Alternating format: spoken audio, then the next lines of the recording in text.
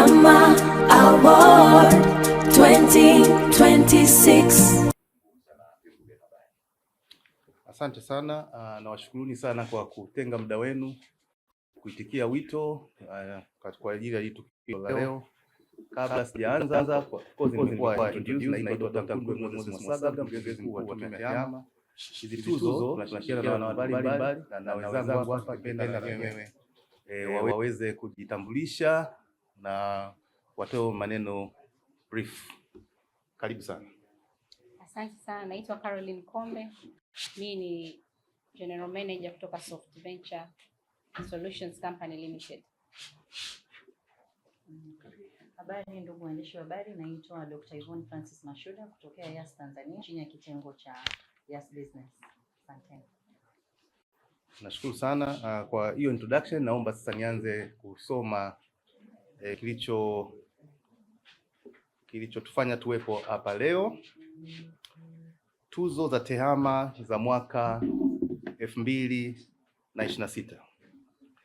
Ndugu waandishi wa habari, kwa mujibu wa majukumu iliyokasimiwa kisheria, Tume ya TEHAMA au ICT Commission ina jukumu la msingi la kukuza maendeleo ya TEHAMA kwa kuvutia uwekezaji wa TEHAMA Tanzania, kukuza ujuzi wa wataalamu wa TEHAMA nchini, kuratibu utekelezaji wa miradi ya miundombinu ya kimkakati ya TEHAMA, pamoja na kushirikiana na mashirika mbalimbali kufanya tafiti za TEHAMA zinazoibua fursa za kiuchumi zinazowezeshwa na TEHAMA, pamoja na kushauri mwelekeo wa kisera kuwezesha nchi kunufaika kiuchumi kutokana na maendeleo ya TEHAMA.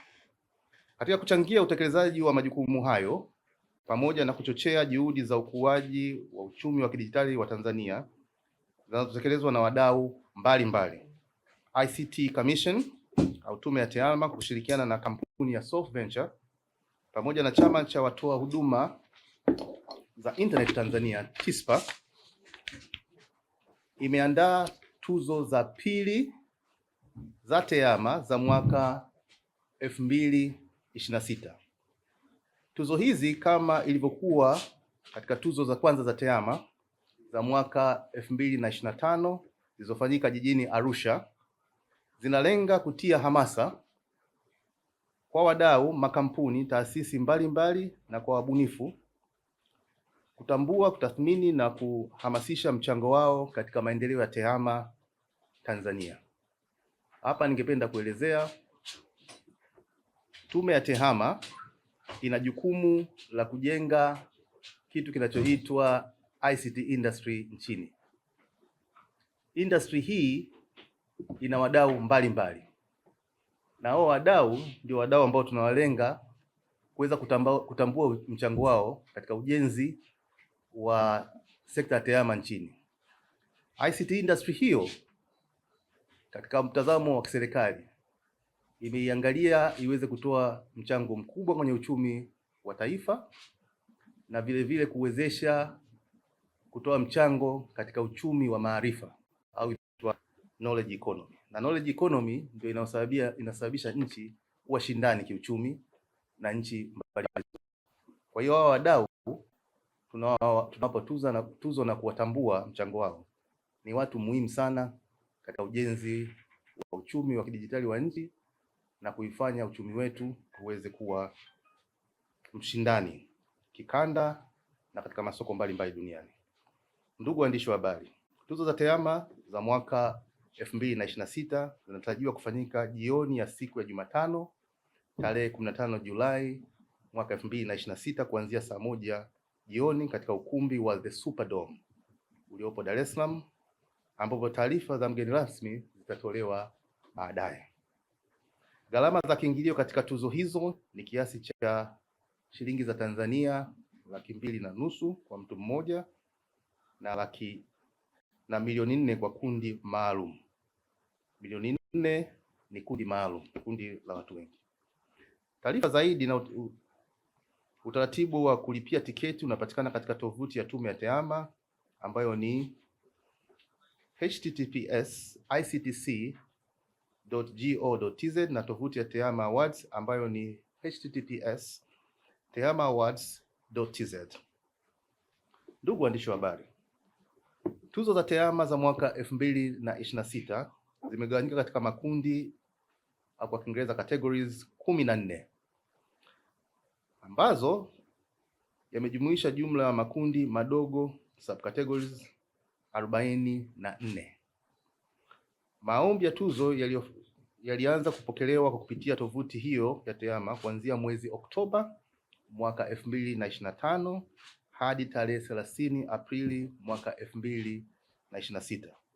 Hadi kufikia tarehe ya mwisho, jumla ya maombi 345 yalikuwa yamepokelewa kwa ajili ya uchambuzi. Ndugu waandishi wa habari, hivi sasa kazi ya uchambuzi wa maombi inaendelea kupitia kamati maalum inayochambua maombi husika kwa kuzingatia vigezo vilivyoainishwa katika mwongozo maalum wa tuzo za TEHAMA. Mchakato wote wa tuzo za TEHAMA ukiwemo uchambuzi wa maombi unaofuatiliwa na kukaguliwa kwa hatua zote na kampuni ya kikaguzi inayotambulika duniani inayoitwa Deloitte Tanzania, ambayo inafanya uhakiki huru wa mchakato, kwa Kiingereza Independent Quality Assurance Review. Hatua hii inalenga kuhakikisha uwepo wa uwazi, uadilifu na ushindani wa haki katika hatua zote kuelekea siku ya kutoa tuzo hizo ambayo ni tarehe 15 Julai mwaka 2026 kama nilivyoeleza awali.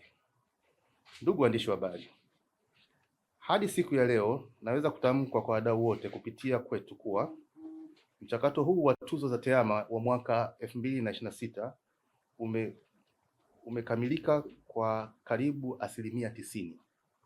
Napenda kuwashukuru wadau wote kwanza waliotuma maombi yao ya tuzo, ikiwemo watu binafsi, kampuni binafsi za biashara, mashirika ya umma na idara za serikali. Aidha, nitoe shukrani za dhati kwa waandaaji walioshiriki nasi kuandaa tuzo hizi za TEHAMA za mwaka 2026 ambao ni kampuni ya Soft Ventures, chama cha watoa huduma za internet TISPA, kwa kuwezesha hadi kufikiwa kwa hatua hii ya mchakato wa tuzo za TEHAMA za mwaka 2026. Pia nawashukuru wadhamini wa tuzo ya TEHAMA 2026 walijitokeza hadi hivi sasa, ambao ni mfuko wa mawasiliano kwa wote UCSAF, kampuni ya Tanstech, kampuni ya mawasiliano ya Yas Tanzania, kama mnaona mwakilishi wao yuko hapa, ambaye wamekuwa na sisi katika shughuli zetu nyingi kama tume, kampuni ya Liquid Intelligence Technologies ya Tanzania.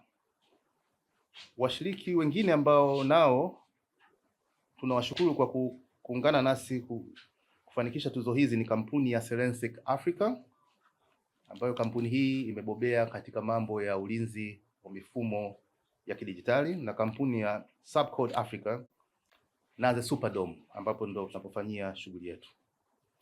Ndugu waandishi wa habari, kwa kuhitimisha taarifa yangu, naomba kuwajulisha taasisi, makampuni mbalimbali kuwa bado kuna fursa ya kudhamini tuzo hizi na ninawakaribisha sana. Aidha, wadau wote wanaotuma maombi ya kupata tuzo watajulishwa kupitia utaratibu maalum kuhusu hatua ya maombi yao ilipofikia mara baada ya taratibu za uchambuzi wa maombi kukamilika. Kwa hiyo wale wote ambao walishatuma tutawapa taarifa maalum kwamba mchakato unaenda vipi, na nilisema mwanzo mchakato umefikia 90%. Mwisho, nawahimiza wadau wote kushiriki tukio la tuzo la TEHAMA la mwaka 2026 kwa kununua tiketi mapema, kwani kulingana na viwango vya uendeshaji wa tuzo hizi kutakuwa na idadi maalum ya washiriki, hivyo nafasi ni chache. Wote mnakaribishwa. Asanteni sana kwa kunisikiliza.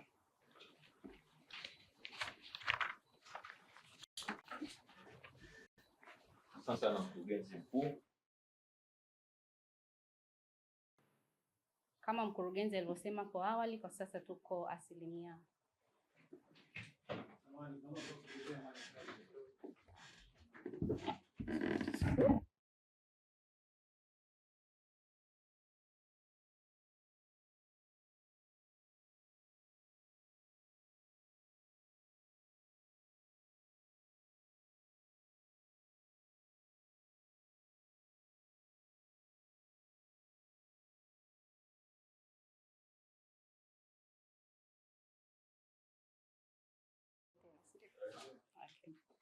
Kwa majina naitwa Caroline Kombe, ni General Manager kutoka kampuni ya Soft Venture Solutions Company Limited, ambayo hii ni kampuni ambayo inaandaa hizo tuzo za TEHAMA.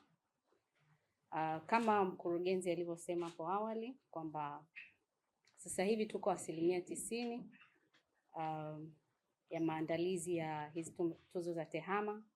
Kikubwa mimi nilichokuwa tunataka nisisitize ni kwamba tumeanza kuuza tickets. Kwa hiyo nilikuwa na wakaribisha wadau waweze kununua hizo tickets, na kama ilivyosema hapo awali ticket moja ni 250,000 na kwa kikundi manake ni meza ya watu 8 ni 4,000,000. Kwa hiyo tunawakaribisha pia, bado kuna room ya sponsors kuweza kusponsor wadhamini. Pia tunawakaribisha sana, karibuni sana muweze kusponsor ili tuweze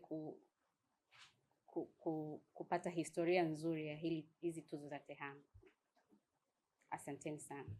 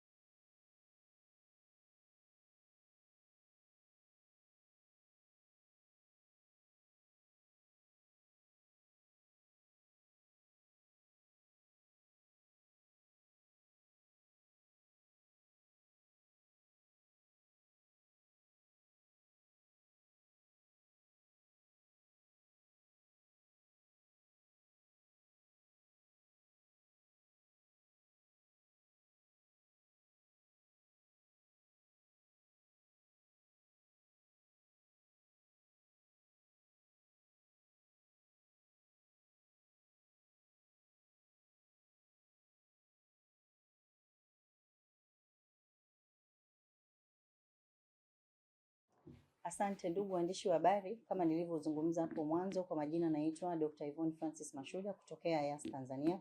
Mimi ni mkuu wa kitengo cha mauzo ya jumla kutoka kitengo kikuu ambacho tunakiita Yas Business ama B2B. Sisi shughulika na wafanyabiashara wadogo, wafanyabiashara wa kati, lakini pia wafanyabiashara wa jumla. Kwa nini tuko hapa kama Yas? Tunaamini kabisa sisi kama kampuni ya Yas katika huduma zetu za simu, lakini pia za connectivity ama niseme internet, ni zaidi ya huduma, ni zaidi ya kufanya biashara, lakini pia ni zaidi ya kusapoti taasisi mbalimbali. Kwa maana hiyo leo hapa kama Yas Tanzania tuko hapa tukishirikiana na tume ya ICT. Kama mkurugenzi alivyozungumza awali, kazi yetu sisi ni kuhakikisha pia tumesupport ama toa ushirikiano katika kushereheka ama kuibua vipaji mbalimbali katika lengo ndogo kabisa ya wale individuals, vitengo mbalimbali kama kampuni binafsi, lakini pia taasisi tofauti. Kama mnavyofahamu, Yas Tanzania imefanya kazi kubwa sana katika kufanya investment kwenye infrastructure, na tuna miundombinu mikubwa kupitia kebo za majini, lakini kebo za nchi kavu, lakini pia kuwa na rooms kubwa ama tunaita data center ambazo tunaweza kuwasaidia makampuni mbalimbali katika kuhifadhi taarifa zao. Sasa kwa tukio kama hili ambalo linaendana kabisa na wadau wakubwa kama sisi Yas Tanzania katika huduma ya mawasiliano, tunaona tuna jukumu kubwa la kuendelea kusapoti ama kutoa ushirikiano katika vitengo mbalimbali, lakini chini ya tume ya mawasiliano, ili kuhakikisha watu wanazidi kuibua vipawa vyao, lakini pia tunazidi kusapoti huduma ya mawasiliano kutoka nyanja ya chini kabisa mpaka nyanja ya juu. Kwa hiyo sisi kama Yas Tanzania tuko tayari na tuko vizuri na tunaendelea kutoa ushirikiano mkubwa katika taasisi mbalimbali, tukiwa tumeelekeza zaidi nguvu zetu kwenye taasisi ya mawasiliano kuhakikisha hatufanyi tu biashara na watu mbalimbali na kampuni ama vitengo tofauti, lakini pia tunashughulika katika kutoa ushirikiano, kuibua vipaji na kutoa huduma mbalimbali ya kuwezesha hii shughuli ya digital inclusion katika nyanja tofauti ama huduma za kidijitali. Kwa hiyo niweze tu kusema kwamba tutoe rai kwa watu kushiriki, watu kutokuogopa kujitoa kama alivyozungumza mkurugenzi, kwa wale ambao wangependa pia kuomba kushiriki kupata tuzo, lakini pia watu kuwepo kwa wingi, kwa sababu ni moja ya kitengo ambacho kinaonyesha vipaji vya hali ya juu sana katika level ya mtu mmoja, lakini pia kinaonyesha na kuibua ufanisi mkubwa sana wa makampuni tofauti ndani ya huduma ya mawasiliano, lakini pia inazidi kututambua sisi wana kampuni kubwa kama Yas Tanzania kwa mchango wetu kwenye jamii, kwenye huduma za mawasiliano na ukuaji wa uchumi katika hii jamii yetu ya sasa kupitia njia ya kidijitali. Asanteni sana na karibuni. Asante sana. Waandishi wa habari, labda maswali sasa kwa mkurugenzi mkuu, sponsor mbalimbali na waandaaji. Karibuni kwa maswali. Nafikiri kwa sababu tuko nyuma ya muda, nafikiri tutatumia dakika 10. Karibu. Unatokea chombo gani cha habari na swali?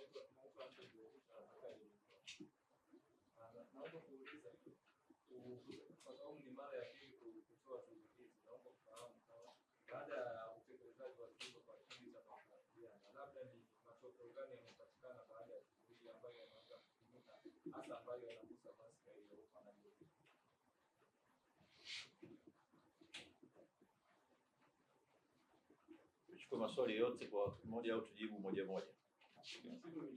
Tukichukua yote kwa pamoja. Sawa, karibuni. Karibu.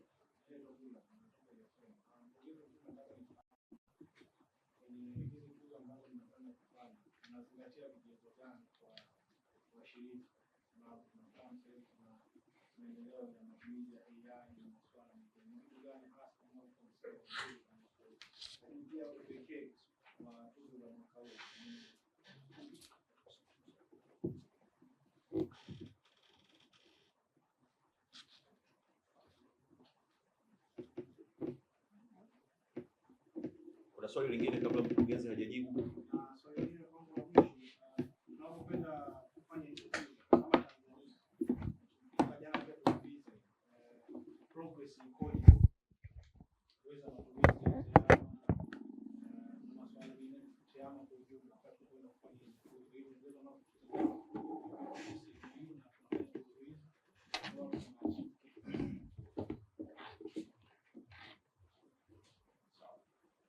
na swali lingine ili mkurugenzi ajibu yote kwa pamoja.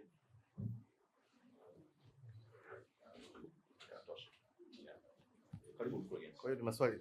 Nashukuru sana. Maswali ni mawili, lakini moja lina vipengele vitatu. Kwa hiyo tunaweza kusema ni maswali kama manne. Ningependa kuanza na mwakilishi kutoka Jamii Forum ambaye yeye ameulizia kuhusiana na matokeo. Sema kweli matokeo ni mengi. Nikianza kusema moja moja tutatumia muda mrefu, lakini ningependa kuelezea tu matokeo machache. Kama walioshiriki tuzo zilizopita zilifanyika kule Arusha, watakumbuka kuna vijana tuliwaibua, vijana ambao ni wabunifu wadogo, na kuna kijana mmoja anaitwa Afidh. Kwa tuzo hizi alifanikiwa kupata scholarship ambaye anafanya mafunzo maalum ya AI katika vyuo vikubwa huko Dubai. Hiyo ni moja. Kuna kampuni zingine, lakini of course siwezi nikasema kiasi gani cha pesa kwa sababu ni taarifa ambazo sikuwaomba kwamba kuelezea kwa jamii, ila kuna kampuni ambayo ilishinda ambayo imepata kazi kubwa kutokana na ubunifu wao wa kuzibadilisha maabara za shule za kata kuwa maabara kisasa kabisa za TEHAMA ambazo wamepata shule karibu 200 nchini. Kwa hiyo ni kiasi kikubwa cha pesa, ila kinachonivutia mimi zaidi ni kwamba kutokana na ubunifu huo na kazi aliyopata ameweza kuajiri ajira za vijana 800. Kwa hiyo hicho kwetu sisi kwa upande wa serikali ndio kikubwa zaidi, kwa sababu sisi serikali tunaangalia impact zaidi. Kwa sababu vijana 800 maana yake hapo na wenyewe watakuwa na support ndugu zao na ule ubunifu unazidi kukua. Kuna kampuni nyingi zilizoshinda, mojawapo ni wenzetu hawa, na nadhani wote nyinyi mnafahamu jinsi kampuni inavyofanya shughuli zake kwa hali ya juu sana, na ushirikiano wa jamii, wa taasisi wa hali ya juu sana. Lakini washindi walikuwa wengi kama mnakumbuka, ilikuwa zaidi ya 40. Kuna wizara za kiserikali kama TAMISEMI, nadhani nyewe wote mnajua idadi ya mifumo ambayo TAMISEMI inafanya, ambayo inasaidia sana kwa wananchi wetu. Kwa hiyo matokeo kusema kweli ya hizi tuzo ni kubwa sana. taasisi zingine ambayo ilishinda ambayo tuko nayo hapa ni Serensic na Serensic Africa, nadhani wote mnaifahamu.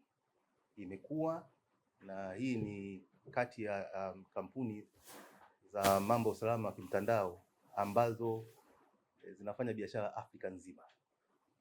Hiyo ni kitu ambacho kimekuwa kikubwa sana.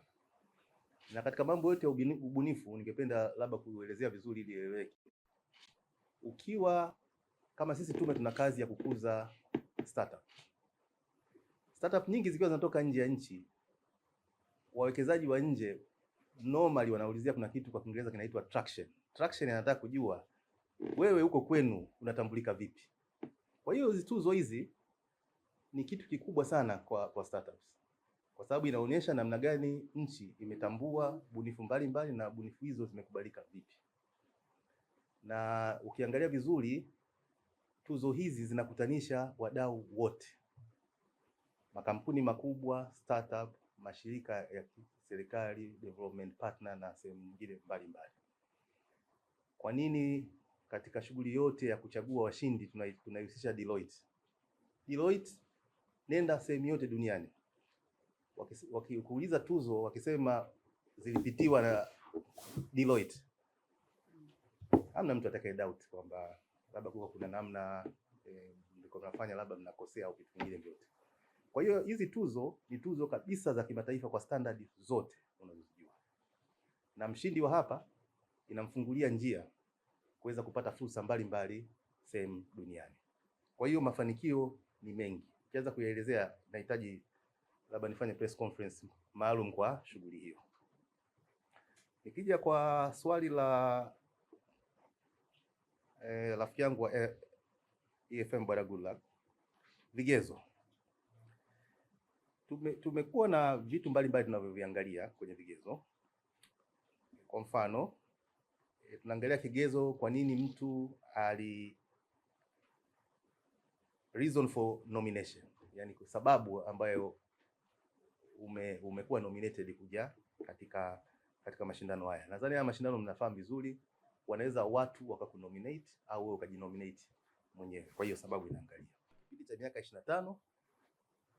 Digital transformation inaweza kafanya tufike kabla, au kama isipoenda vizuri tunaweza tukachukua muda mrefu, lakini tumenuia. Ndio maana unaona tume inafanya kazi na private sector kuhakikisha kwamba haya yote tunaweza kufanya. Tungeweza kufanya hizi tuzo wenyewe, lakini zisingeleta maana kubwa kama tusingekuwa na wenzetu ambao hawa ndio waliofanya kazi kubwa sana katika sekta ya TEHAMA. Kusema kweli, sekta ya TEHAMA ni kati ya sekta za mfano ambazo zimejengwa kwa kiasi kikubwa sana na sekta binafsi. Nadhani wote sisi tunafahamu kuhusiana na hilo. Kuhusiana na maendeleo ya TEHAMA nchini, ningependa kuelezea katika misingi au nguzo 5. Kwa sababu sisi katika masuala mazima yanayohusiana na mapinduzi ya kidijitali tunaangalia katika nguzo 5. Cha kwanza tunaangalia masuala ya ujuzi kwa wananchi wetu, ujuzi wa kawaida, ujuzi wa kati ambao tutakuwa tuna mafundi ambao wanaweza wakafanya maintenance ya mifumo, na ujuzi wa juu ambao ni wataalamu wale wa juu. Kote ukiangalia sisi tume tunafanya kazi na vyuo vikuu. Tunaipitia mitaala, tunaangalia mitaala ilivyo kutokana na mahitaji ya waajiri. Yote ipo katika standard nzuri na tunapata vijana wazuri. Na kipimio kikubwa cha jinsi gani wa vijana wetu walivyo tunaangalia katika mashindano ya TEHAMA ya kikanda na sehemu zingine, muda wote wanakuwa ni washindi katika vyuo mbalimbali. Na vile vile bunifu zetu sasa hivi zimekuwa ni nyingi, na nyinyi wenyewe mtakuja katika hizo tuzo mtaona vijana jinsi walivyofikia. Alafu kuna masuala ya usalama wa mifumo, kuna masuala ya ulinzi wa taarifa binafsi, kuna masuala ya kulinda faragha na masuala mazima yanayohusiana na kumlinda mlaji. Huko kote tuna maendeleo makubwa. Uwekezaji unaendelea kuongezeka Tanzania na vitu kama vile. Kuna masuala yanayohusiana na kutoa huduma za mawasiliano ambazo zina kasi kubwa. Tanzania mnakumbuka serikali pia imewekeza kwa kiasi sana katika eneo hilo, kama ile minara 758 ambayo Mheshimiwa Rais Dr. Samia Suluhu Hassan yeye kwamba inajengwa kwa haraka ili uchumi wa kidijitali tunaujenga ujumuishe Watanzania wote, kwa sababu uchumi wa kidijitali maana yake ni shughuli za kidijitali za watu ambazo wanafanya. Alafu mazima ya uchumi wa kidijitali ambao ni nguzo nyingine, tuna mkakati wa miaka 10. Mheshimiwa Rais Dr. Samia Suluhu Hassan yeye mwenyewe alizindua huo mkakati mwaka 2024. Ni mkakati wa miaka 10 mpaka 2034. Kwa hiyo kuna mambo mengi tumeangalia pale, ikiwa pia kupima mchango wa uchumi wa kidijitali kwenye pato kuu la taifa. Hilo ni jambo ambalo tunaendelea kulifanya sasa hivi ili tuweze kujua kinaga ubaga ni asilimia ngapi, na zile shughuli za kiuchumi ambazo tunaona bado hazijakuwa, tutakuwa tunaweka msingi wake hapo. Na mwisho ni masuala mazima yanayohusiana na utafiti wa kidijitali, ubunifu wa kidijitali na mambo ya ujasiriamali wa kidijitali.